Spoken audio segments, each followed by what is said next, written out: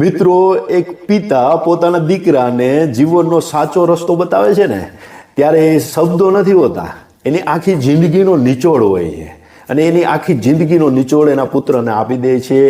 એ પિતા એના પુત્રને આપેલી અણમોલ શિખામણ હોય છે. અને એના વિશે થોડીક મારે વાત કરવી છે કે એક પિતા પોતાના પુત્રને, પોતાના દીકરાને જે શિખામણ આપે છે એની અમુક વાતો મારે એમ કરવી છે. પહેલી વાત છે કે પિતા એમ કહે છે કે દીકરા, જ્યારે પણ કોઈની સાથે વાત કરને તો આંખથી આંખ મિલાવીને વાત કરજે, એથી તારો આત્મવિશ્વાસ વધશે, તારો આત્મવિશ્વાસ વધી જશે એ વસ્તુથી. બીજી વાત એમ કહે છે કે જિંદગી જીવવાનો એક નિયમ બનાવી લેજે કે પોતાની કમાણી કરતા ઓછો ખર્ચ કરજે, દેખાડો ના કરતો. ત્રીજી વાત એમ કહે છે કે દિવસમાં ઓછામાં ઓછા 3 માણસોની પ્રશંસા કરજે, વખાણ કરજે 3 માણસોને, અને એના મોઢા ઉપર સ્મિત લાવી દેજે, કારણ કે સ્મિત લાવવું ને એ પણ મોટું પુણ્ય છે. અને હા, વર્ષમાં શક્ય હોય ને એટલી વધુ વખત તું સૂર્યોદય પહેલા ઉઠી જાજે, કારણ કે ઉગતા સૂરજને બધા નમન કરે છે. અને ચોથી વાત એમ કહે છે કે માણસ માત્ર ભૂલને પાત્ર. જો ક્યારેય તારાથી ભૂલ થઈ જાય તો એ ભૂલને સ્વીકારી લેજે, નિસંકોચ સ્વીકારી લેજે, એમાં કોઈ નાનપ ના અનુભવતો.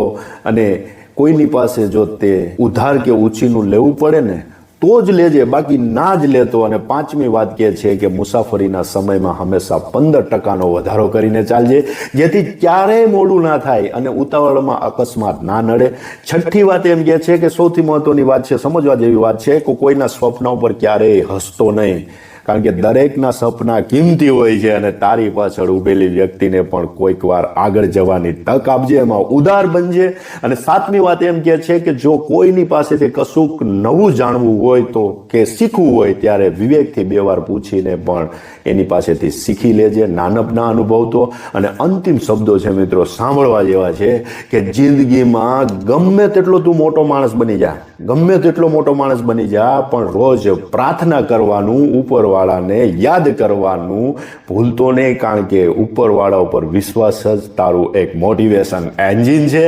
અને એને તું યાદ કરીશ તો જ એ તારામાં સક્રિય થશે.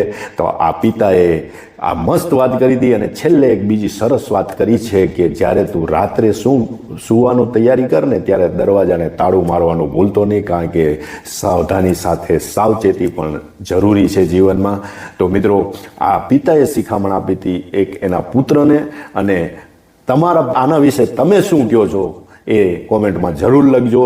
તો વિડીયો ગમ્યો હોય તો વિડીયોને લાઇક, શેર અને કોમેન્ટ્સ કરવાનું ભૂલતા નહીં, પેજને ફોલો કરવાનું ભૂલતા નહીં. ધન્યવાદ. Thank you very much.